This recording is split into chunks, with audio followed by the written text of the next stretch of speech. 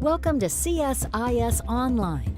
The way we bring you events is changing, but we'll still present live analysis and award-winning digital media from our Dracopolis Ideas Lab.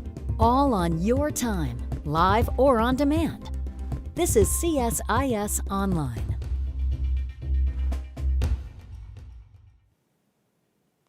Good afternoon, everybody. Thank you for joining us here at CSIS. I'm Greg Poling. I direct the Southeast Asia program here. And today we're here to talk about 5 years of U.S Laos Comprehensive Partnership.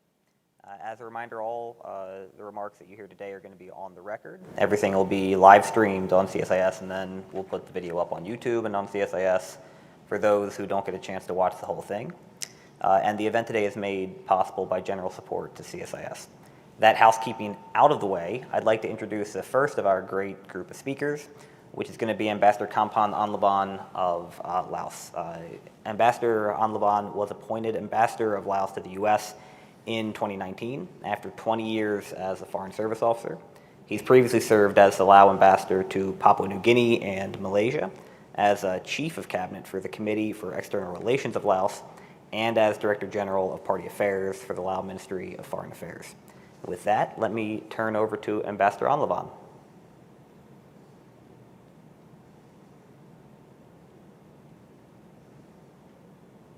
Distinguished guests, ladies and gentlemen, it's my great honor and pleasure to attend this special virtual event to commemorate the 5th anniversary of the U.S Laos Comprehensive Partnership. I would like to express my sincere thanks to the Center for Strategic and International Studies, Stimson Center, and Legacies of War for organizing this meaningful event. As we all may recall that in September 2016, President Barack Obama paid an official state visit to the Lao PDR at the first sitting U.S. President to visit Laos. On this historic visit, President Obama and President Bunyang Vorachit inaugurated the comprehensive partnership between the United States of America and the Lao People's Democratic Republic that started out a new era of bilateral relations and created mechanisms for cooperation in different areas, including political and security issues, trade and economic, science and technology, education and training, environment and health, policy issues, protection and promotion of human rights, and people-to-people ties. The relationship between the U.S. and Lao PDR have been continuously strengthened over the past years. Both sides consistently exchange information on regional and international affairs and regularly exchange visits of various levels from high to technical levels. Recently, His Excellency Mr. Salam Saigomasit, Lao Foreign Minister, also paid an official visit to the U.S. in February 2020. The minister had chances to meet with his counterpart and several other agency senior officials. We also have annual meeting mechanisms such as comprehensive bilateral dialogue and bilateral defense dialogue that provide channels to cooperate with several sector agencies. Furthermore, our two countries have expanded bilateral cooperation in various areas such as MIA, law enforcement, environment, UXO, military and humanitarian, trade and investment, public health, education, agriculture, and some Lao ministries. Ladies and gentlemen, the Lao PDR and the United States of America enjoy a long-lasting relationship. The year 2020 marked the 65th anniversary of our diplomatic relations. Unfortunately, due to the COVID-19 pandemic, there were no joint activities, but congratulation messages have been exchanged by our highly dignitaries. Recently, we highly appreciate the U.S. government for helping the Lao PDR in handling with the COVID-19, particularly sending medical supply to Laos, support the work of Lao Ministry of Public Health in monitoring and controlling the spread of COVID-19. The U.S. government also donated COVID-19 vaccines to Laos directly and through COVAX, consisting of more than 2 million doses so far. We also hope that in long term, the U.S. government will continue to lend its support and assistance to Lao PDR to meet the sustainable development goals through the area of cooperation framework, such as boosting cooperation in trade, investment, import-export, and continued project for COVID-19 relief supplies. And I would like to take this opportunity to inform you that next month, the Lao Embassy will host some kind of a business matching meeting between the Lao-US team and the U.S. business sector on mainly mining and energy. Distinguished guests, colleagues, and friends, I might openly share with you that there are still some issues that needed to pay attention on our bilateral relations, including the deportation issue and the visa restriction that have been imposed by U.S. on Laos since 2018. And I am quite optimistic that this issue will be addressed accordingly soon, since they create some difficulty for our people and restrict our people-to-people contact, and also affect our good current cooperation. That's why I request the U.S. administration to consider this issue again in a favorable manner. I thank you for your attention. Thank you, Mr. MC. Thank you, Ambassador Anlavan. Now we're going to move on to our keynote. After the keynote, we will have the opportunity for questions, both from our small in-person audience here and from our online audience watching online. So if you are going to type in a question online, I'll receive it here and read it to the keynote. The same will be true of our panelists. Those in the room are welcome to use the floor mic and raise their hands, just like we used to back in the good old days here in Washington, D.C. I'll do my best to alternate between the two. So with that, let me introduce our keynoter, Ben Rhodes. Ben Rhodes was the Deputy National Security Advisor in the Obama White House from 2009 to 2017. In that role, he oversaw the President's national security communications, speechwriting, and public diplomacy and global engagement. He is the author of The World as It Is and a contributor to NBC News, MSNBC, and Crooked Media. And he's a member of the board of directors of our co-host for this event, Legacies of War. And with that, let me turn over to Ben. Great. Well, look, thanks for hosting this. I'm so glad we could have this event. And I'm so glad the ambassador could participate. Probably the best meal I had on the way out the door from the White House in 2016 was the goodbye dinner that was hosted for me at the Lao Embassy here from Ambassador Mai. So we follow in great footsteps in terms of diplomacy and building ties. I thought I'd just reflect on how the Comprehensive Partnership came about and from the American perspective at that time, the Obama administration perspective at that time, what we were trying to do. And I think that takes us up to today in a way because it's very much a framework that can be built upon. My own personal engagement with this began in 2015 when I traveled to Laos for the first time in anticipation of the fact that President Obama would be going for a summit the following year. You know, he was going to be going obviously for ASEAN meetings, and we wanted to use that opportunity to have a separate state visit and visit to Laos. And I was there to kind of explore what the potential was to build our partnership.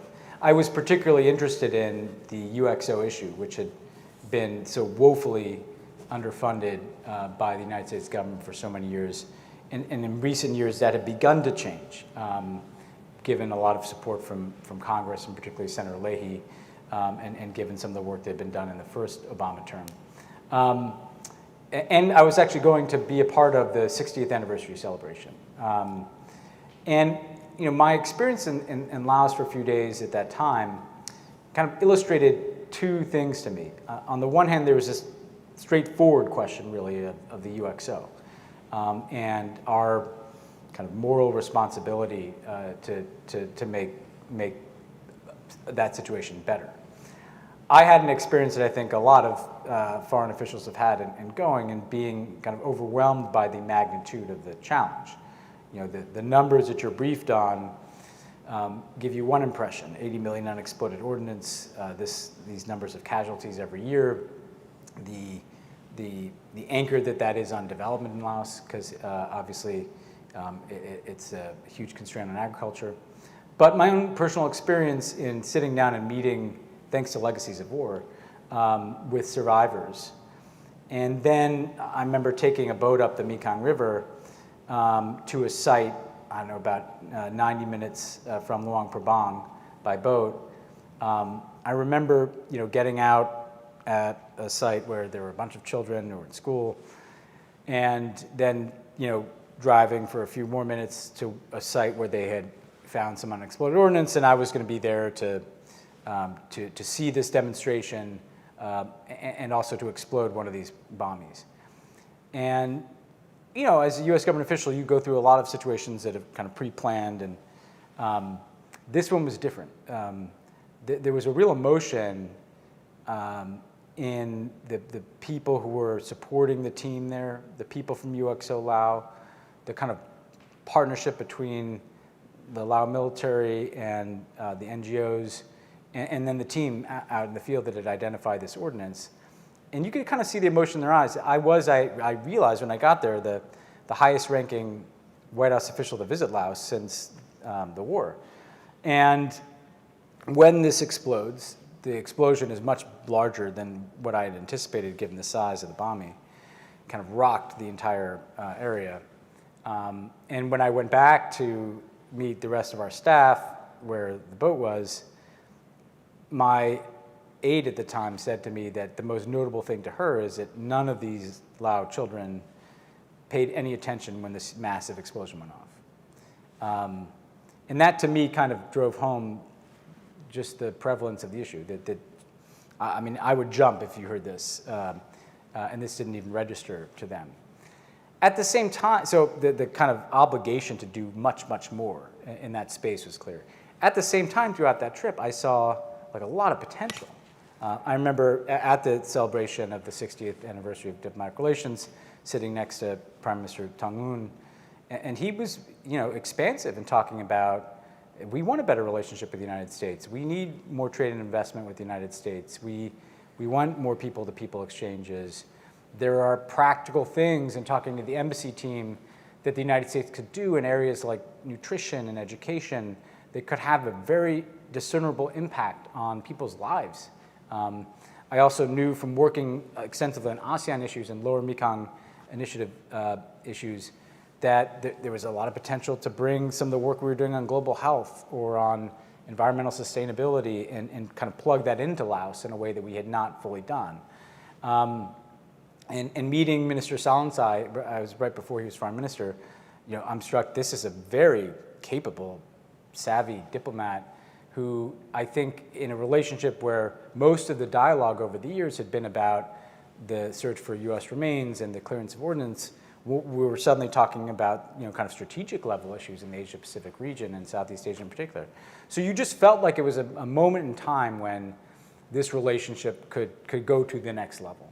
And I think with President Obama's visit, that was an excellent forcing mechanism to basically see how can we put a framework around this. Okay, and the one area that is a predominant issue in the bilateral relationship, we upped our commitment to the clearance of UXO to 90 million, which doesn't begin to solve the problem, but did allow for a nationwide survey and a more methodical process. And I've been pleased to see, thanks to Legacies and other organizations, that funding continues, even through the previous administration and to this one.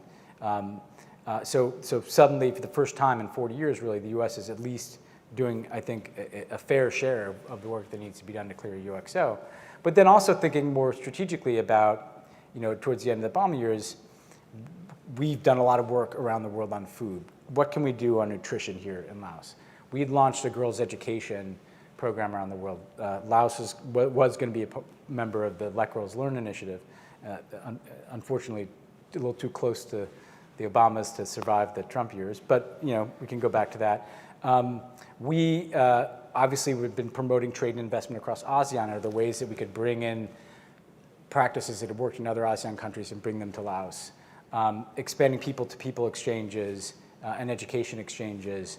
Oftentimes it's just a matter of finding, other things that the United States is doing and figuring out a way how to integrate Laos. And global health security was another classic example of this, and obviously very relevant today. The comprehensive partnership, I think, gave a framework to a relationship that met a moment in which we were seeking to make good, to some extent, our moral responsibility for the history, while also kind of defining, okay, as we deal with the history, what kind of relationship can we have going forward in a context where the United States is much more focused on Southeast Asia, much more focused on ASEAN countries, much more focused on issues like environmental sustainability and global health and food security that are obviously front and center for Laos. And so to me, it's a no-brainer. I mean, very rarely in foreign policy is there something that is just obviously the correct and right thing to do with upside potential for both countries and integration with broader regional strategy, be it strategic or developmental. And that's what the comprehensive partnership's about. And so my hope is that this can continue to grow, and within the context of that partnership, we're building out more people-to-people programs. We're hopefully bringing in more American investment. We're hopefully being able to get back in the business of supporting girls' education in Laos.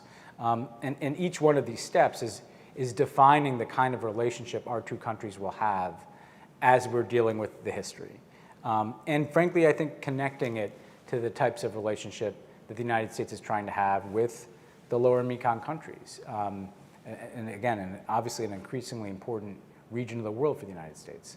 So I personally became so affected by my experience in Laos, my learning about the UXO issue, to join Legacies work.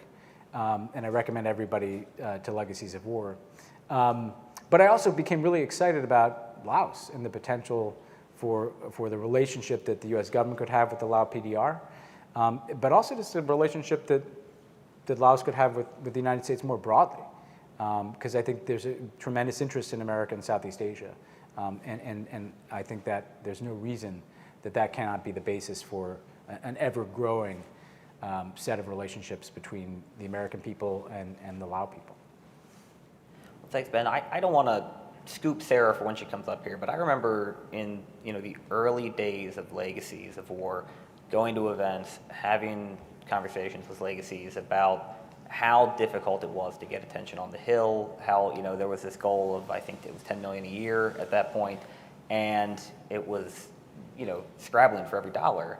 And then it felt like something suddenly changed, right? Halfway through the Obama administration, all of a sudden the 10 million became kind of automatic. It was easy enough to do that every year and go beyond it.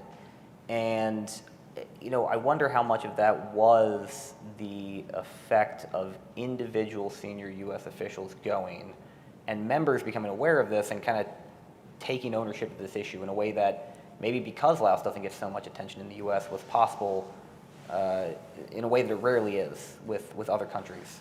Yeah, I mean, these things are kind of peculiar. My memory of this is essentially when Hillary went in the first term. Obviously, around that, Hillary and her staff are paying more attention to it. So you have Secretary Clinton going, and you have Kurt Campbell as Assistant Secretary at the time, And that, I think, led to the 10 million commitment and at least a baseline that was more protected and in the ballpark of something that would be impactful.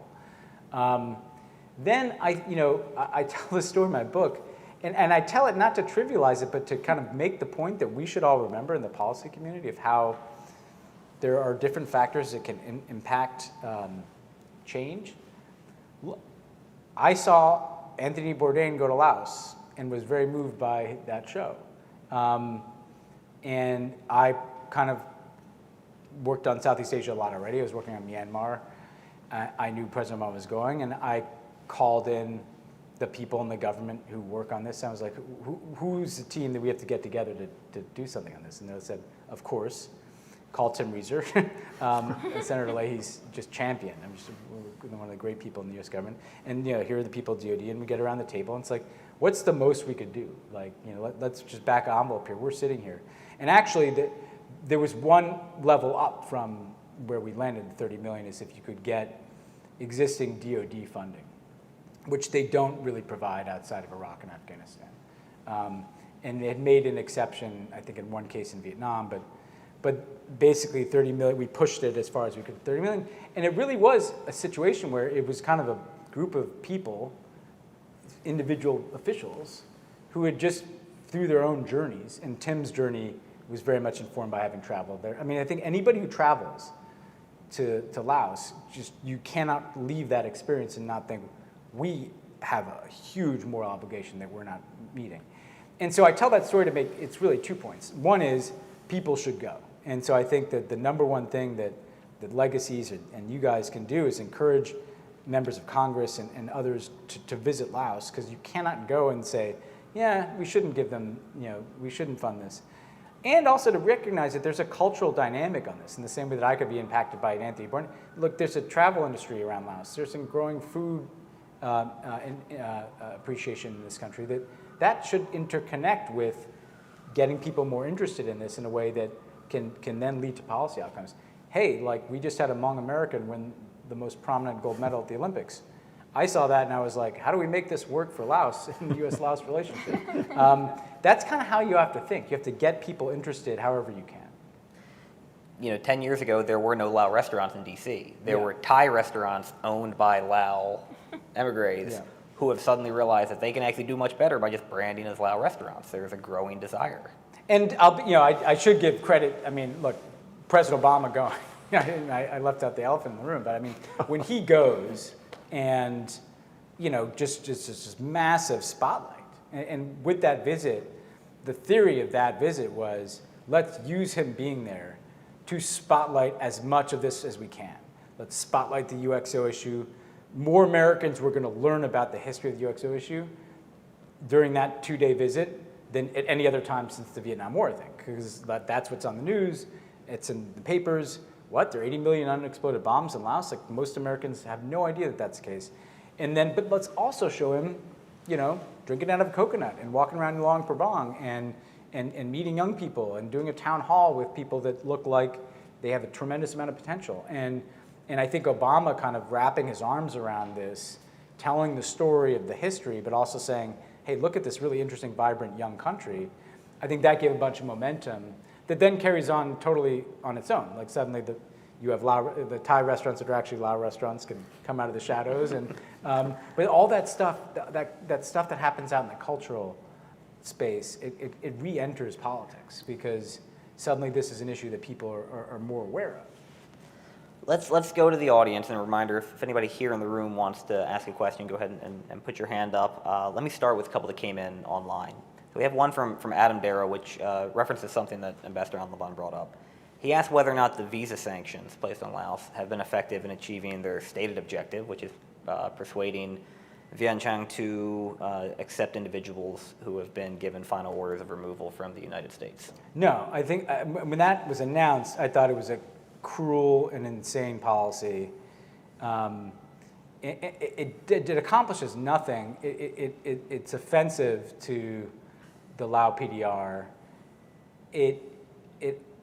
It's what happens when you have an administration that has kind of a sole focus. They're so focused on deportation and immigration enforcement, that suddenly the only prism through which they see a relatively small country like Laos is this one issue. Like, well, what's on the agenda for Laos? The agenda for Laos is we need them to take a few planes full of people that we want to deport back there. And so there's no thought given to like, what is the implication of sanctioning people for not doing that on other things? And the point, again, it does tie to the comprehensive partnership, because not only should those sanctions just be gone, they're ineffective, and I think, borderline immoral. They stigmatize it. How do you think it feels to be Lao? And like the whole prism through which the world superpower is looking at you is like whether you'll take some people back who haven't even lived there in a really long time. The whole point of having comprehensive partnership is say, no, we look at Laos and we see potential on education, potential business opportunities, potential people to people. There should be a bigger tourism industry in Laos for sure. We can help on nutrition and global health security. We all need to strengthen our capacity to spot bio threats, pandemic threats. We can't deal with climate change unless we're preserving critical natural resources, and that would include the whole lower Mekong Delta. So you got to look at Laos and see all of those things. And that policy is representative of looking at Laos and just seeing, like, are they taking back the X number of people we want to deport? And that's not a way to make a foreign policy. And it doesn't, it will make it, not only does it hurt your Laos policy, how can you have a Southeast Asia policy? These ASEAN countries are connected. Like, we need to look strategically at the relationships that we are building across these different countries, and that clearly undermines it. Let's take one more, and then I'll let you off the hot seat. We have one from Charles Dunst, who's with the East-West Center here in Washington. He notes the U.S. sprayed Cambodia and Laos with Agent Orange, leading to birth defects in children and grandchildren of those exposed, but unlike in Vietnam, the U.S. has extended no aid on this front to Laos or Cambodia. What will it take for the U.S. to do better on that front? I think, information. The Agent Orange issue, to my understanding at least, had not been as fully understood until quite recently. When I interacted with this set of issues, of legacies issues, the Vietnam case was a positive example of what we could do to clean up on Agent Orange and dioxin. And by the way, and I should have said this with Laos, in Vietnam, the partnership in addressing those issues helped build partnership between the U.S. and Vietnamese governments in ways that built trust that led to this relationship we have now. Like, there's doing this big thing together, you get to know each other, you build trust amongst one another, and that makes it easier to negotiate other things in other spaces. And so similarly between the U.S. and the Lao PDR, I think a much more sustained, robust effort on things like UXO clearance could open the door to just better relationships, more regular contacts. I think insofar as we learn, because to me, and maybe but to me, I've only learned recently about the scale of the potential Agent Orange exposure in Laos. By all means, that should be funded by the U.S. I think it's, at this point, what's required is education. There are members of Congress, unfortunately no longer Senator McCain, but there are members of Congress who are quite proud in both parties of the work that was done in Vietnam on those issues. I think you could find a receptivity to funding, maybe not at the scale of what they did in Vietnam, but to have an additional funding source on top of UXO clearance on these issues. It does require, I think, more education about what the scale of the challenge is, because I think some of this information, has been relatively new in terms of its development and how much we understand it. Great. Well, Ben, thank you very much for your time. Now that we actually have a live audience, I'd like to invite you to join me in a round of applause, and then we'll bring up our panelists.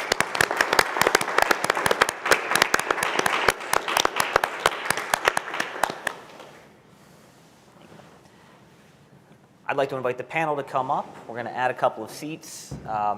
Everything moves a little slower than it used to, but stick with us. It'll just be a moment of dead air.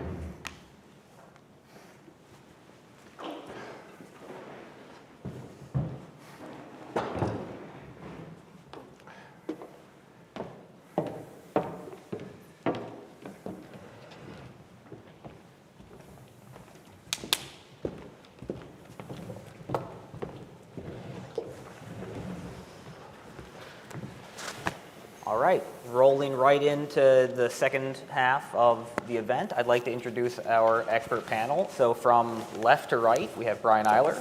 Brian is Senior Fellow and Director of the Southeast Asia Program at the Stimson Center down the street, which proves that bipartisanship is real in some sense here in Washington. We can share a stage in good humor. Then we have Sera Koulabdara, or the Koulabdara? Okay, Koulabdara, who is Executive Director of Legacies of War, and my illustrious co-host for this event, Murray Hiebert, is a Senior Associate with the South Asia Program at CSIS, formerly the Deputy Director of the South Asia Program, and once upon a time my boss here at CSIS, so I'll treat him well as I can anyway. Let me start, I suppose, with Sera, would make the most sense, since, as I said, you're my illustrious co-host. Tell me a little bit about you and your family's history, how you got from Laos to DC to Executive Director of Legacies of War and back to Laos. Thank you, Greg, for that. And how much time do we have? It's a long story, so I'll give you the short version. But before I do that, thank you so much again for hosting this and inviting all of us. And thank you to my fellow panelists, Brian and Murray, for being here. And Ben, thank you for that keynote, as well as His Excellency Ambassador Khamphan Anlavan for making time to speak about this very important anniversary of the fifth year of comprehensive U.S. and Lao partnership. So I'd like to start out by sharing a story about a little girl and her family. And this story is really about learning about some of the negative and lasting impacts of the American Secret War in Laos. So spoiler alert, the little girl in the story is yours truly. So I just also wanted to share as well that many of the impacts, and there are many of the American Secret War, but one in which I'll highlight in my story is displacement, right? During the time of the war, 25% of the Lao population had to flee or were displaced from their home. And that's meaning that people became refugees in their own country of Laos, or they scattered all throughout. And one area in particular that took in the most of these refugees is our home here in the United States of America. The second element is the loss of family, the loss of a people, right? Certain ethnic tribal groups in Laos are no longer in existence because of the war. This also means that historical, meaningful sites like the Plain of Jars are damaged. This also means that there's numbers of family that were separated during this time. I think the worst of this is that this isn't a history. This is actually a current event, because the impact of these wars, the impact of the bombs still remain today. Because there's still 30% of those bombs fail to detonate. That means that millions of bombs are scattered all throughout the country of Laos. 30% of the land in Laos is not usable. So for me and my family, I grew up in the southern part, in Bakse and Jampasak. So, I still remember just, my grandmother telling me stories about my family and how we can trace our roots back to a time when Laos was a kingdom called Lan Sang, or Land of Million Elephants. And you can still see remnants of these ancient paths scattered all throughout the country. One area in particular, Wat Pu, or the mountain temple, is my favorite. I used to be able to run around with the monkeys, birds, and the goats, and my favorite, the cats, as a little girl. My father was 14 when the first bomb was dropped in Laos. And living through that, his lived experience as a young child and a young adult shaped who he became as an adult. He decided to pursue a career as a doctor because he witnessed villagers that he knew, people that he knew, losing limbs or being injured or killed during the war. He also witnessed his temple that he was a Sangali at, or a monk's apprentice that he stayed at, being destroyed. So he became a doctor, not just in Laos, but he traveled to neighboring countries of Cambodia and Vietnam as well. So when I turned 5 years old, my father's job took him to Vientiane, the outskirts of Vientiane. And when our family arrived, I was finally old enough to go to school. I remember just fond memories of how excited I was to start school. And I raced down the stairs that morning, took my father's hand, and dragged him out the door. There was only like one route that my family was, that my father allowed my siblings and I to take to school, even though it was only a couple of blocks away. And it's been 30 years, and I can still remember my father's voice. This is the path that you take to school. Do not veer off, or the tigers and the nagas will come and get you.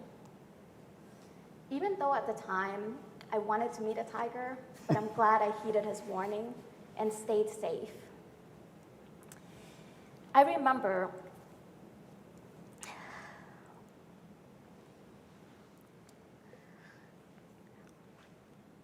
a year went by, and my family, my parents sat us down and said, we're going to a far-off place to meet your aunts and uncle that I didn't know exists. So off we went. We landed in Washington, D.C., and it was a cold, cold day. But seeing my family reunited, seeing my dad being able to see his sisters for the very first time, really, really warmed me. My aunt drove us to her apartment. We passed the Pentagon. We passed the monument. We passed all these big buildings. And that 6-year-old little girl was just speechless and wonderstruck at how massive everything was. Now, like many immigrants and refugees' family, my parents and my family, my siblings and I, we moved around a lot. We moved depending on where the jobs were available. My father's degree no longer mattered. We had to go wherever he can find work, and he worked odds and odds jobs. There was, times when my parents had to, they had to work three to four jobs each in order to sustain a family of 4 children. So years went by, and Laos just became a distant past. In 2015, my older brother sent me a link that would change my life. And this link was to Legacies of War's website. I couldn't stop reading. I couldn't stop watching the 2010 hearing with our founder, Janapa Kamongsa. I felt anger, and I felt betrayed. I just felt, most of all, sorrow and just this deep sadness that I didn't know this part of my own history, my family's history, as well as the 2 countries that I hold so dear in my heart. I didn't know that from 1964 to 1973, the U.S. dropped over 2.1 million tons of bombs during 580,000 bombing mission over Laos. That's equal to a plane load of bombs every 8 minutes, 24 hours a day, for 9 straight years. This earned Laos the unwanted title of being the most bombed country per capita in history. Now, Laos was not a part of the war. The U.S. was not at war with Laos. And the worst part, as I mentioned, is that 30% of the bombs failed to detonate, leaving millions scattered all throughout the country. Bombs that look like the size of a tennis ball, but it kills like a weapon. Bombs that children mistaken for balls. In 2019, I finished my term as a board member of Legacies of War, and I became the executive director. And the first task that I was assigned was to go visit Laos. Now, I'll remind you that I've never been back since I left as a 6-year-old. Going back for the first time just was an experience that really, really is shaping me as a leader today and as the person that has the privilege of running this amazing organization.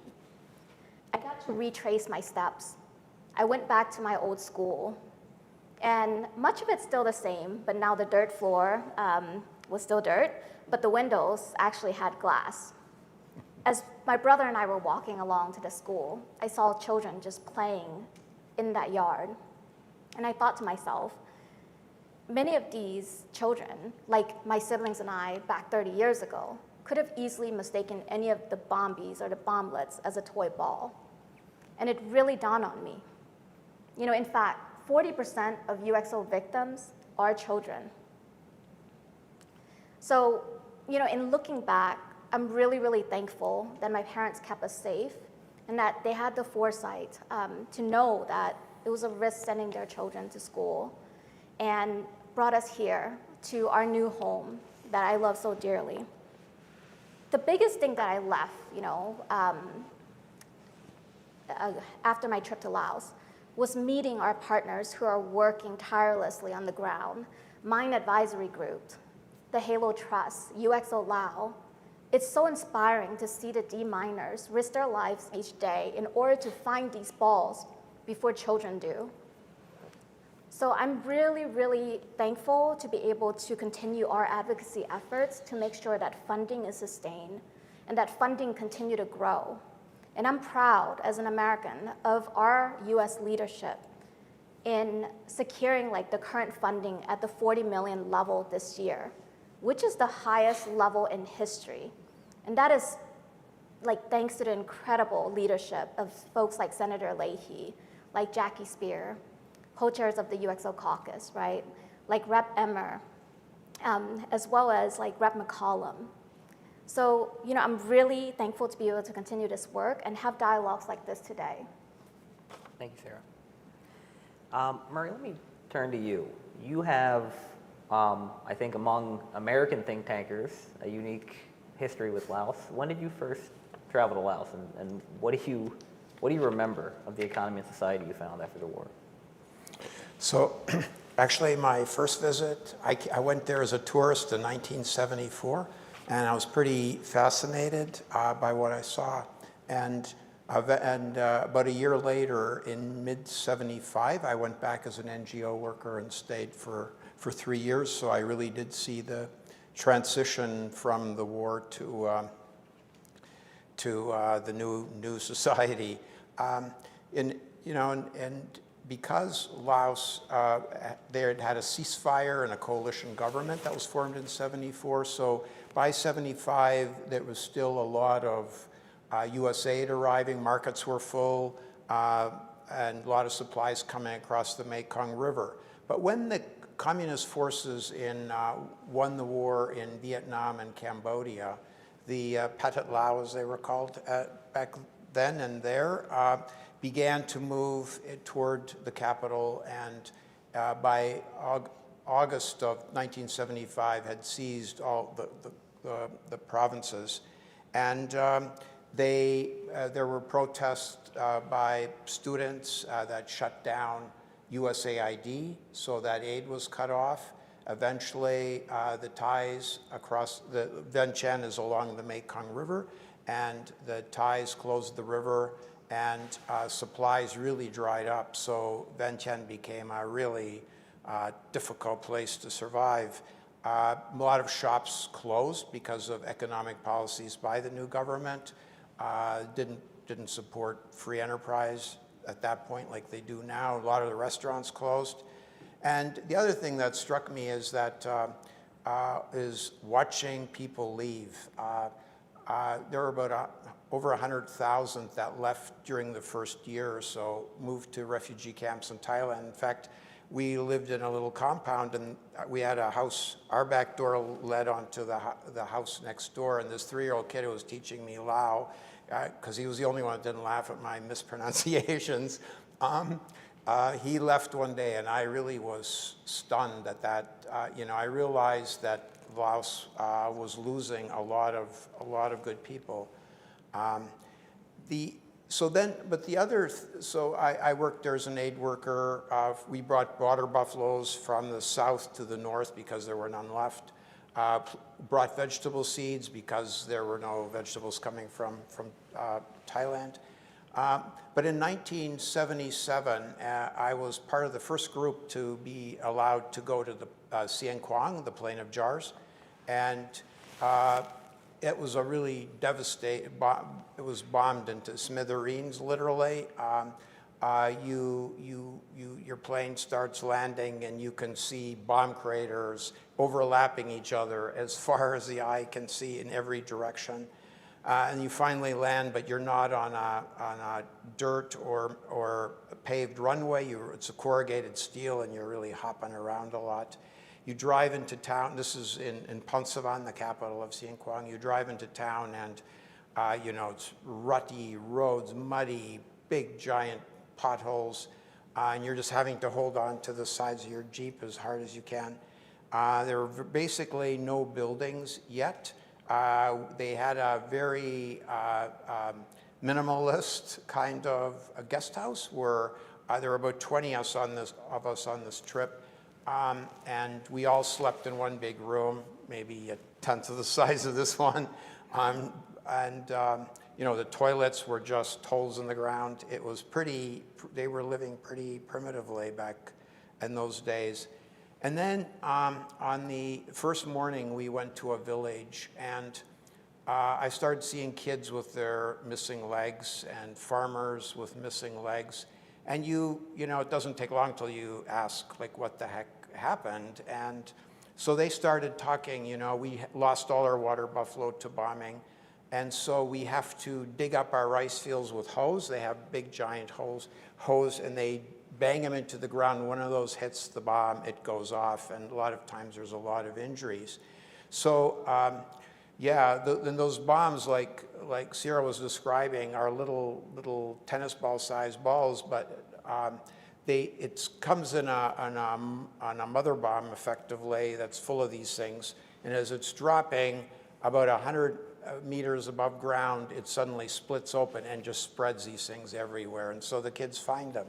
And so it was one of the first times that I had actually it's when I started to write. And I guess I later became a journalist partially because of this, because I was so desperately moved. And I left not many months after that, and one of my successors eventually was Titus Peachy, a guy that many of you know, and he's been very active and gone back twice to work on ordnance stuff, and is very active with Legacies. So that's my first run-in with Laos. Thanks, Murray. Brian, let's bring it to the modern day and not be any more optimistic. So the Mekong River runs through Laos. Traditionally, the border between Thailand and Laos runs through the middle of the Lao flag.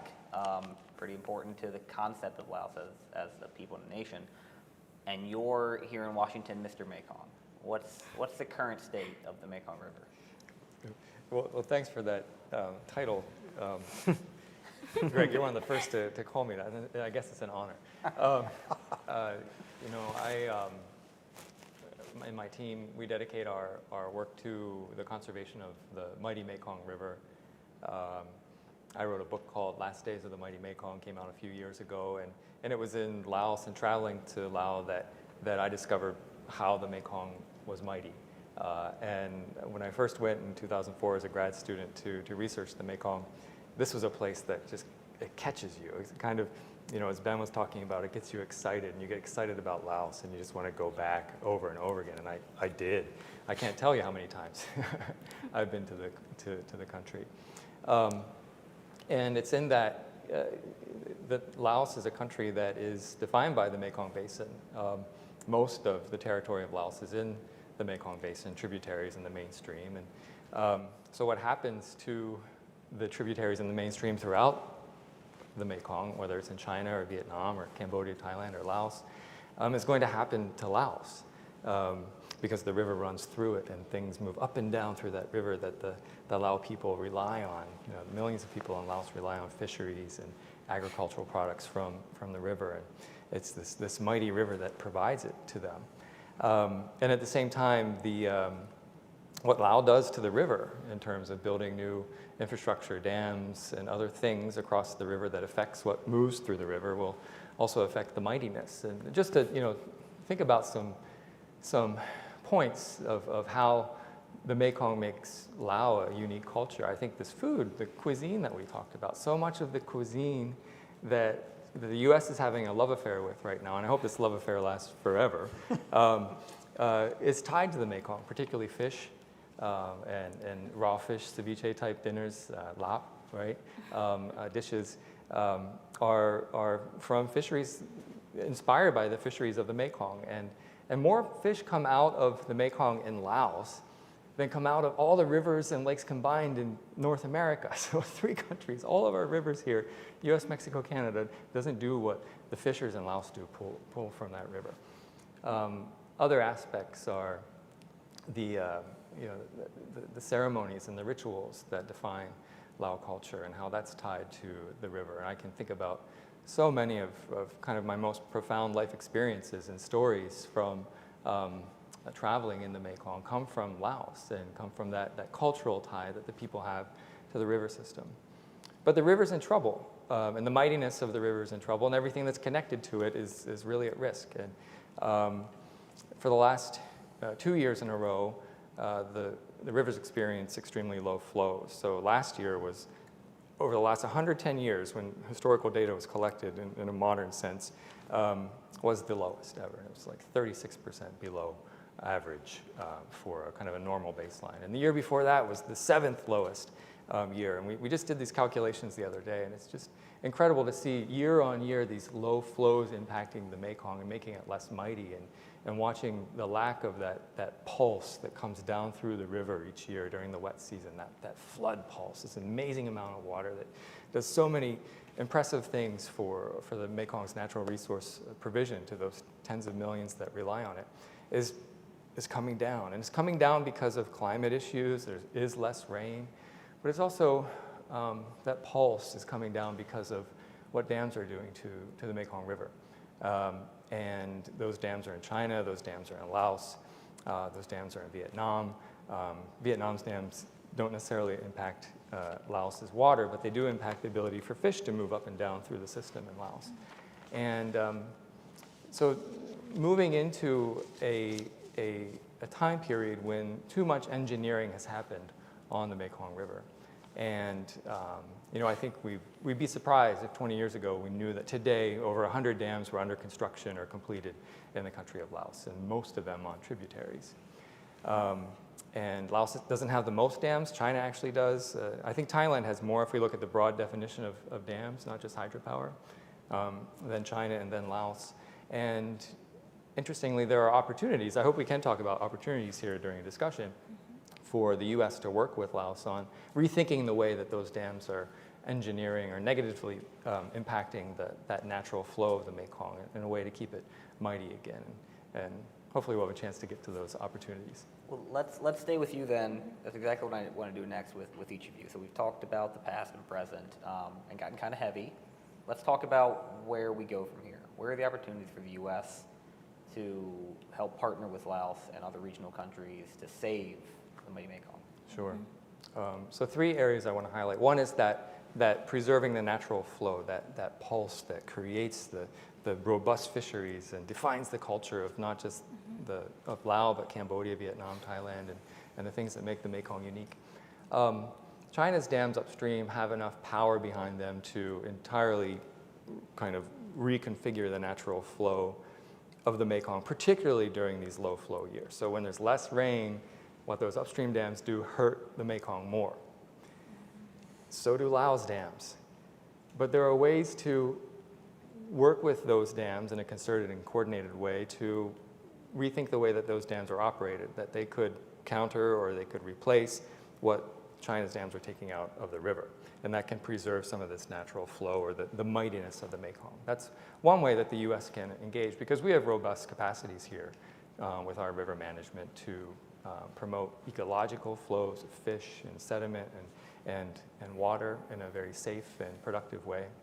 But also, coming out of the United States is a lot of disruptive technology, right? Solar, wind, and other forms of renewable energy. It's not just U.S. defined, but it's coming from all over the globe. But the U.S. can help lead Laos in transitioning towards a more balanced power sector, more solar, more wind, that can actually help integrate and work with the existing hydropower that's there so that Laos can produce even more power and sell it to the neighborhood, which is Laos' #1 economic development goal, to sell power to the neighborhood.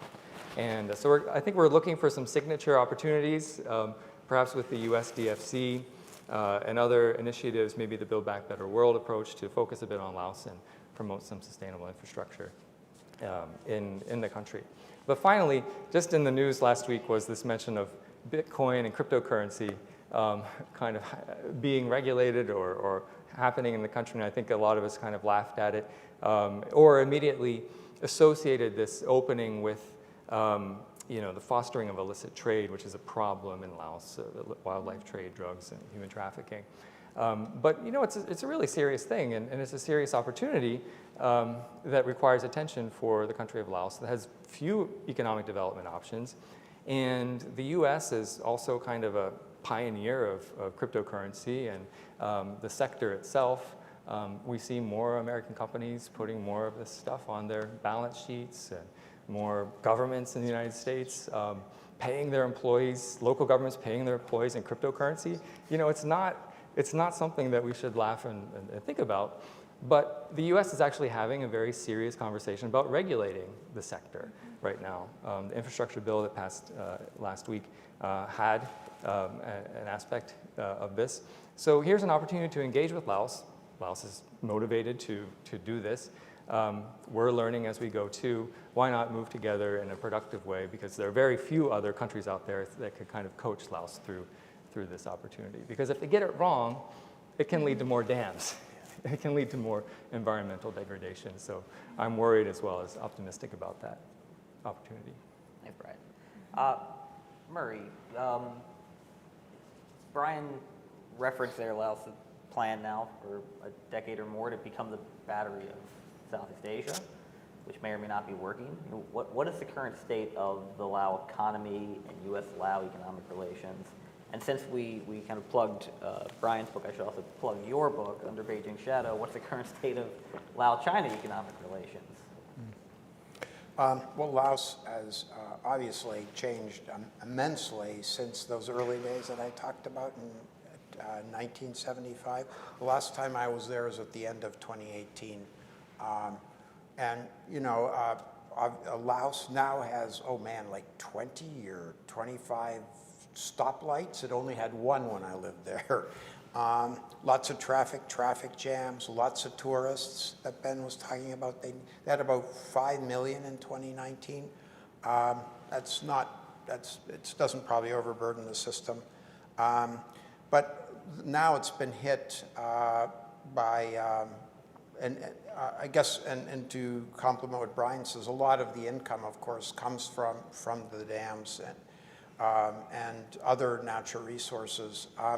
The Lao now have been hit with lockdowns during 2 cycles of COVID. They haven't really been hit too hard, but so economy for the last maybe 6-8 years had been growing about 6 or 7%.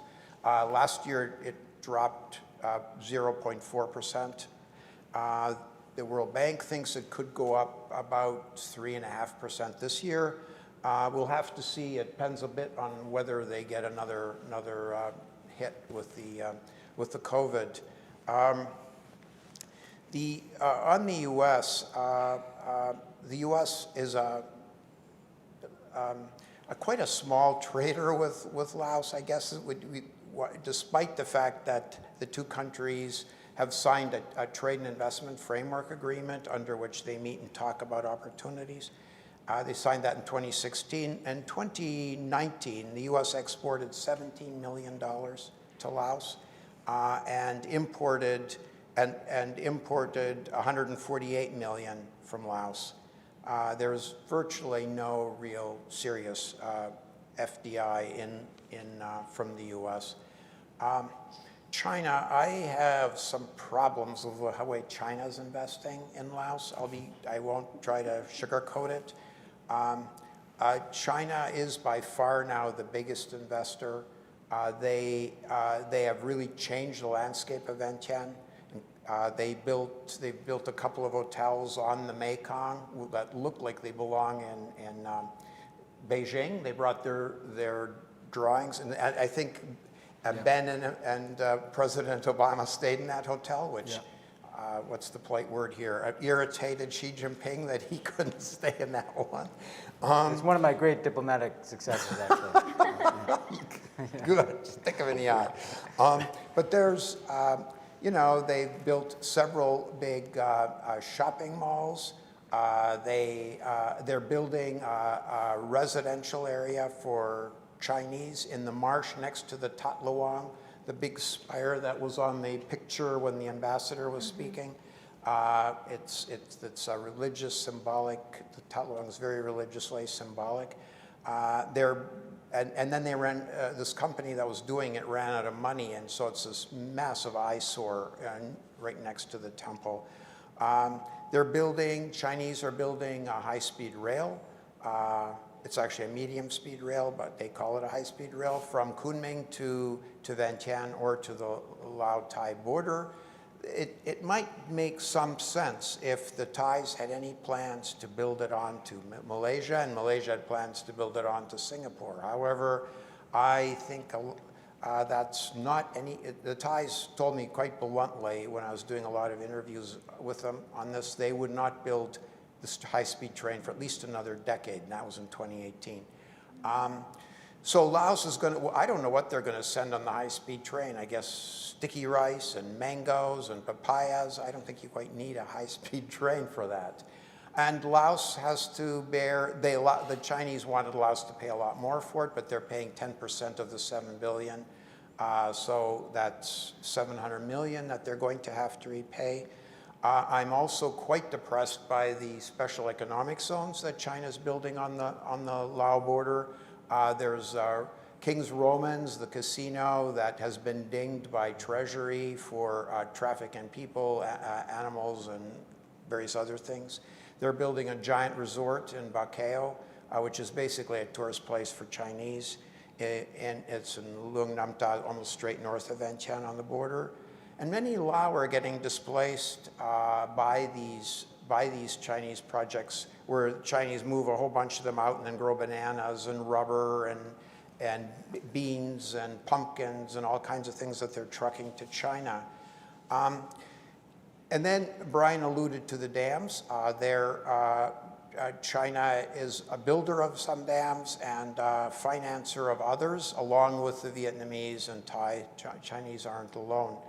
But most of this Chinese, a lot of the Chinese projects are not FDI. So the World Bank in July estimated that Laos external debt topped $13 billion. That's 72% of its GDP, and more than a third of that debt is held by EDL. It's the electricity distribution company in Vientiane. Then the country's servicing costs alone are $1.3 billion. And because of the difficulties that the EDL company was in paying its debt, it spun off a company called EDL Transmission and turned 90% of it over to a company called Southern Power, yikes, I'm forgetting the name, Southern Power Grid Company, which, I don't know, that's getting dangerous, if I can say it here, it's getting a little bit dangerously close to a debt trap. And I really think the world ought to be helping Laos to realize that it can't keep borrowing money from the Chinese. It isn't free, and the interest rates are quite high. So I'm a little worried about the future of the economy. Thanks, Murray. Sera, you and Legacies and Chanapa before you have made remarkable progress in less than a decade in taking awareness of UXO contamination in Laos, the role of the U.S. in the secret war, and the funding the U.S. has provided to mediate that from basically nothing to now 40 million a year. You don't seem comfortable resting on your laurels. So what's next? What does Legacy have under the way today, and what do you see as the agenda for the next few years? Yeah, Thank you for that. Before I answer your question, I just wanted to comment on what Murray shared. Laos has a lot of investment opportunities available. During our last trip, there's coffee, right? There's even a Wagyu beef farm. So the opportunities are there, and I would really encourage Americans to really look at Laos. So thank you for sharing all of that, Murray. And Greg, you're right, Legacies is not done. And I just wanted to first share with the audience that Legacies of War, our team of staff is tiny. There is only 3 of us. Myself, my chief of staff, Alina Intali, who, happy birthday today, and Brendan Stewart, who just got hired on as our chief of mission advancement.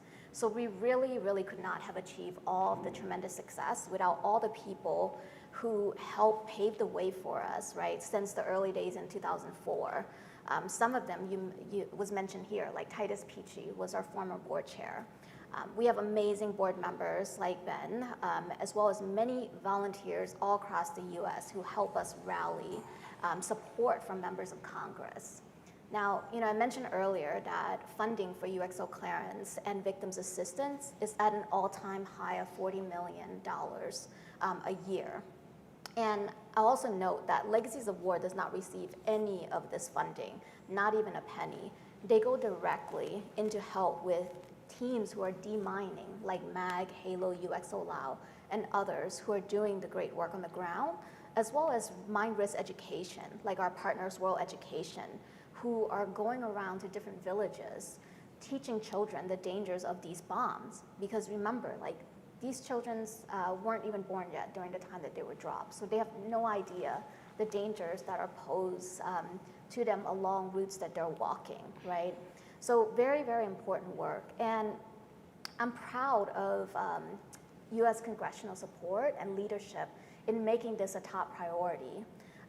Actually, there is a hearing on September 28th, the House Foreign Affairs Committee on Southeast Asia, ties in Southeast Asia, strengthening that tie. And I hope that UXO will be a part of that agenda at that hearing.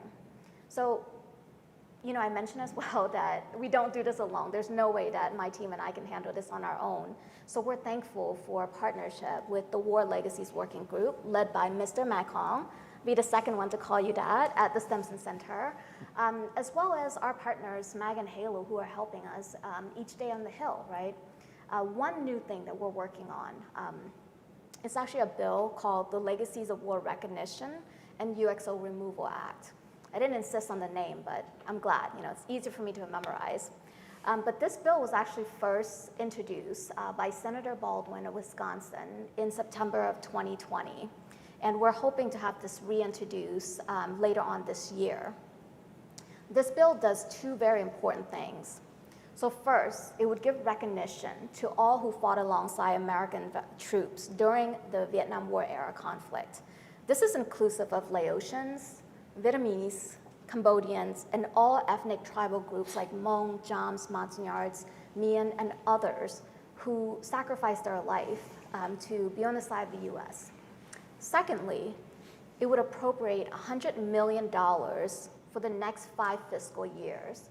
That's $100 million per year for the next 5 years for UXO clearance, as well as victims assistance.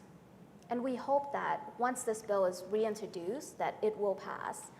We're currently working to secure a Republican co-sponsor of the bill. So I urge all of you tuning in to please write to your senators and urge them to support this. Currently, the bill is endorsed by over 55 organizations all across the US, as well as 100 plus community activists and members like Noam Chomsky and our founder, Janapaka Musa.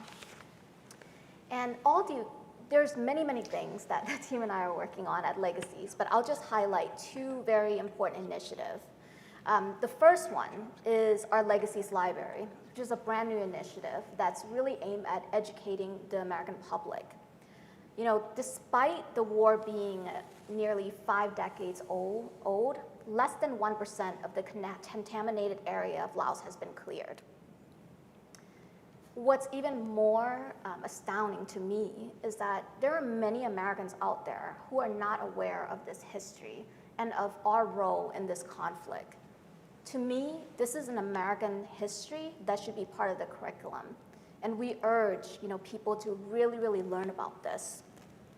Our Legacies Library is a repository of information in the forms of books, blogs, articles, documentaries. And since we're talking about books, Ben's book is included in this, The World as It Is. I would urge people to really seek this through our website. We make this free to the public, especially to young people who I hope are inspired to learn more about this history and continue to tell this story when I retire. There's also an opportunity as well for us to inspire the next generation of writers, especially those writers who are from affected community, who have this history that is so etched in their family story, to share their story, to author their own piece. One person I'll mention is our intern, our research and historic intern, Princeton Pan, who is only 16 years old, but he wrote a book called Kong's Adventure about his grandfather's story, crossing the Mekong, coming into the US, right? Inspiring people to take on work that are at the international treaty level, like my intern, Megan Lombardi, who's in the audience, who is a Mines Action Fellow with the Mines Action Program, Canada program. So there are many, many people who feel this work is important, but we need your help in sharing this, this opportunity, this initiative that's free to the public. The last thing I'll share too is the importance of educating and grooming the next generation to do this work that the four of us here on the panel will eventually retire and have a bottle of champagne somewhere out on the beach. We need the next generation to care about this and to learn about this. So we have a world-class internship program that's fully paid, where we recruit students from all over the world right now because it's all virtual.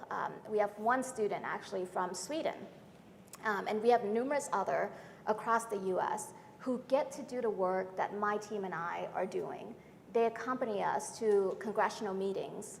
Right now on Zoom, they get to learn what it's like to run a small nonprofit organization. And most importantly, they're empowered to share this with their fellow classmates, right?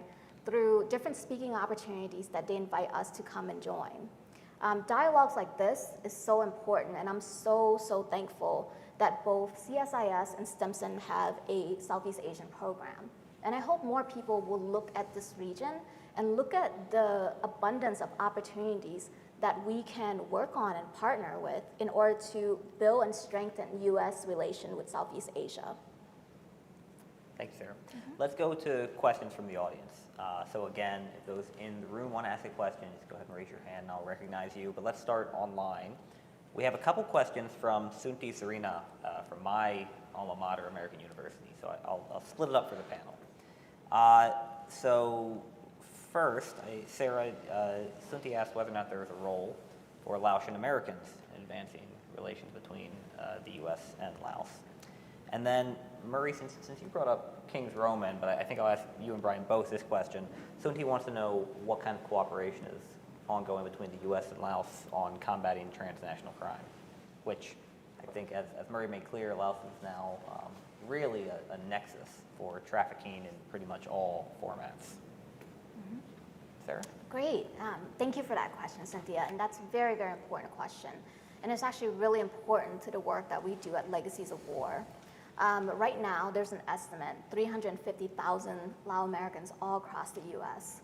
And Lao Americans in particular, in my opinion, have the biggest voice in this, right? This is something that affects both as a Lao and as an American. This is something that, we should be able to share our story and our experience with our members of Congress to show them that this is something that we care about, their constituents care about, in helping us advocate for more funding as well as education.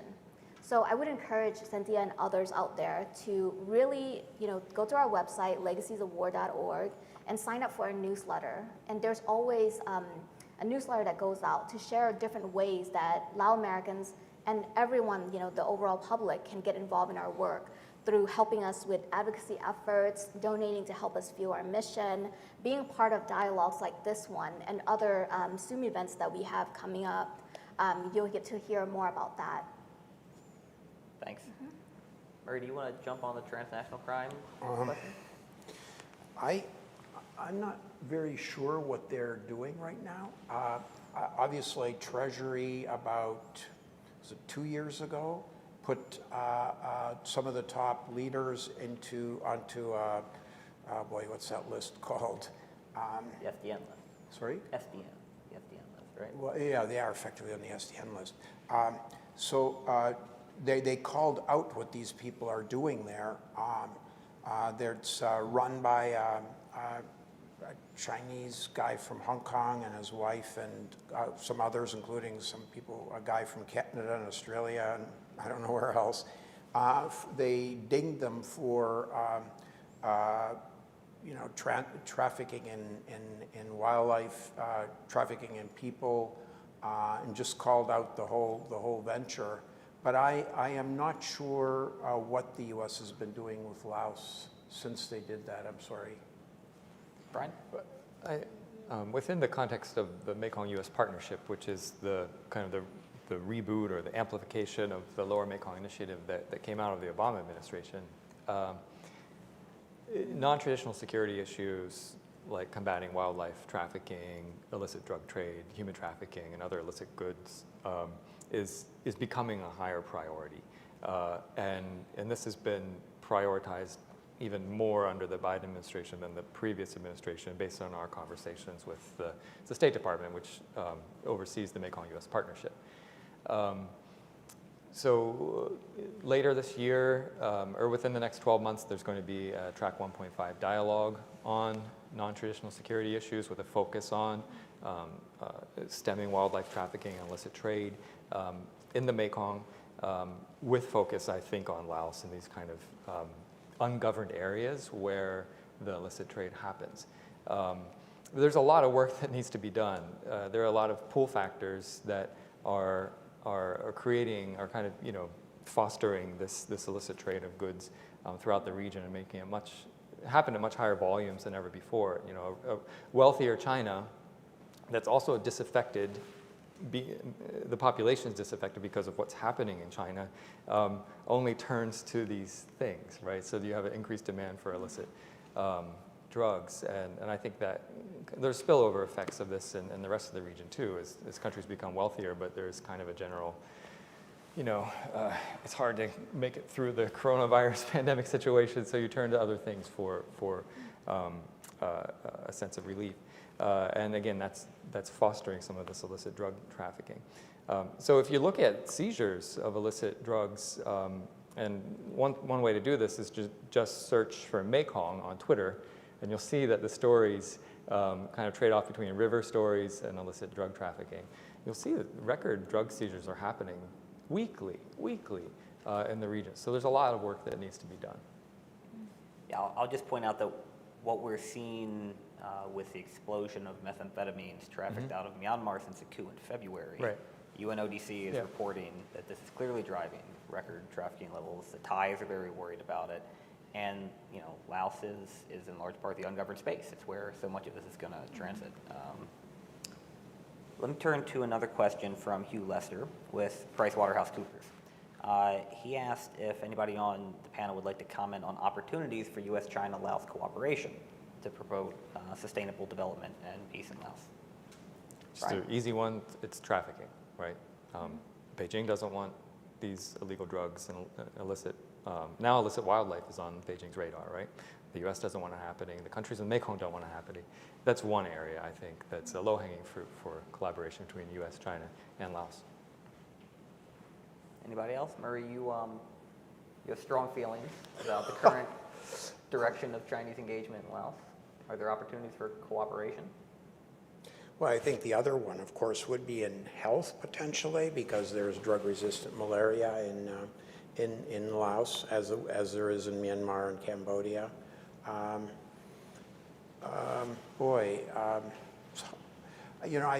was, when you said that, I was trying to think if there's any way to get them to cooperate on suggesting alternative ways that Laos could produce electricity.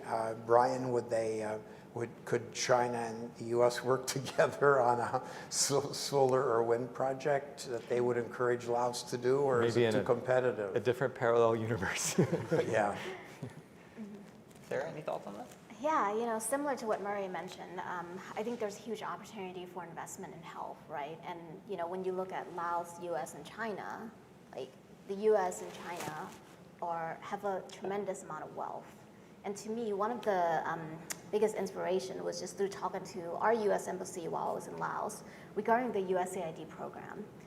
Back in the day, the USAID program was actually part of the one in Thailand, but now, fast forward to today, there's actually a branch in Laos specifically looking at how to expand support for some of the rural parts of Laos, right? One of the things that I find to be a huge, huge area of opportunity is imagine, a child having an accident and needing medical help immediately in a part of Laos where you have to take a ferry or a boat across a river and then find a motorcycle or some sort of transportation to get them to a hospital that can take care of their wounds. There isn't like a good structure in place for Laos to do that on its own. So this is an area where China or the U.S. would like to take part in and help pave the way. I think this is a huge opportunity. Not to mention, there are not a lot of huge hospitals that are available in Laos. There are clinics, right? Some of the ones that I recall in my childhood are, a couple of rooms, and they're not hospital, they're just clinics for just something to help patch up and not to actually cure the ailment, right? If a child needs prosthetics, that's gonna take extensive time and medical advancement in order to get them on a consistent basis. So to me, that's the biggest opportunity, and I hope there will be interest in that from China and the U.S. to work with Laos on. Thanks, Sarah. Greg, could I just say one more thing about that? So the thing, that one thing the U.S. could do, obviously, I agree with Sarah that if U.S. companies could find ways to invest, it would be provide an alternative to them turning almost exclusively to the Chinese and to some extent the Thai and the Vietnamese, but it would show a different model for investing. There just aren't a lot of brilliant projects that you can detect easily, except in the energy space, I think, that Brian was alluding to. And the other thing which I think the U.S. should do, it has started under President Obama with Myanmar, where when China was pressing Myanmar to build the Chakpyu Dam for massive quantities of money, for over $30 billion, the U.S. talked to some of the economists who were working on negotiating with China to ultimately build a smaller facility and cut the price to about $7 billion. No, wait a minute. The original price was $7 billion, and they knocked it down to $1.3 billion. But U.S. advisors, but World Bank advisors, could be Swedish advisors, but somebody to help the Lao understand that the investment, the loans they're taking from China to build infrastructure like railroads, high-speed railroads, build special economic zones and build all this real estate, is if they have companies that are tied up in some of this, it's just not a useful way to spend their money and their credits. Hugh Lester asked a follow-up question. I think it's a good place to end it. So maybe I'll ask each of you for your 1-minute thoughts on what makes you most optimistic about the future of Laos, I guess U.S. Laos cooperation, if that's where you want to take it. Sarah, do you want to start? Sure.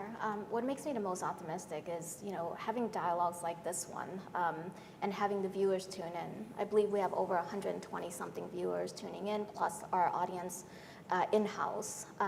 It shows that there's great interest from the American public, right? That, number one, inspires me. Secondly, leadership from congressional supports that we have been receiving. I'm so proud of U.S. leadership on this issue, and I hope that it will continue to grow. Hopefully, this issue, this is an issue that we know how to take care of.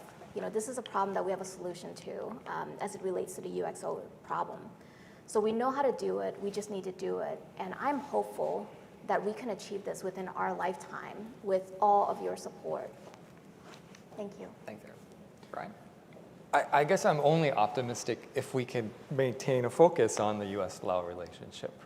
Because of all the things happening in the world, this isn't, it's not up there at the top of the priority list. But there are stakeholders like those here today and kind of key actors in the policy process that push to keep the U.S.-Lao relationship as part of America's engagement in the Indo-Pacific and in ASEAN.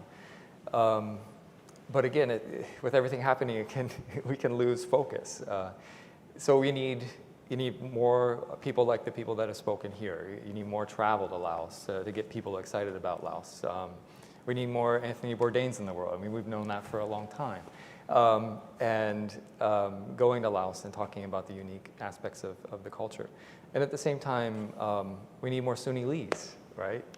To highlight the importance of the Lao diaspora here in America, and more people like Sera, and more local Lao government officials or stakeholders talking about how Lao struggles with its development, right? And what the needs are, and more mechanisms here to catch those needs and those expressions of interests.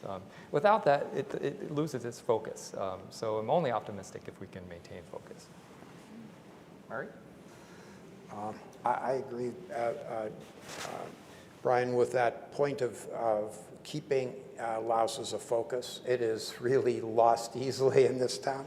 We need another Ben Rhodes in the new administration to want to go run the marathon and watch the monks watching him run or something.